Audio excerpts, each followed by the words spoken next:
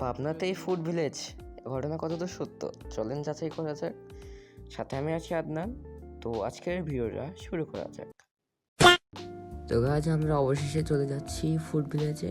এটা সম্পূর্ণ নাম হচ্ছে আলহামদুলিল্লাহ ফুড ভিলেজ, অ্যান্ড এটা কোনো অরিজিনাল ফুড ভিলেজের শাখা নয়। A few minutes later. তো গাইজ আমরা অবশেষে চলে এসেছি ফুড ভিলেজে, অ্যান্ড এখান থেকে আমরা ওয়েটারকে জিজ্ঞেস করি এখানকার সবচেয়ে ভালো খাবার কোনটা হবে, অ্যান্ড তিনি আমাকে বলেন এখানে অনেক ধরনের সেট মেনু পাওয়া যায়। সেই হিসাবে আমরা নিয়ে নিয়েছি চিকেন চাপ প্লেটার, যেটার দাম নিয়েছে 180 টাকা, দামটা অনেক হাই ছিল। অ্যান্ড নিয়েছি একটা সেট মেনু, এটা ফ্রাইড রাইসের সেট মেনু ছিল, অ্যান্ড এটার দাম নিয়েছে 170 টাকা।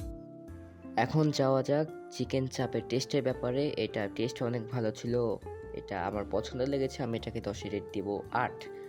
অ্যান্ড এখন পালা হচ্ছে ফ্রাইড রাইসের রাইসটা অনেক ডিসেন্ট ছিল।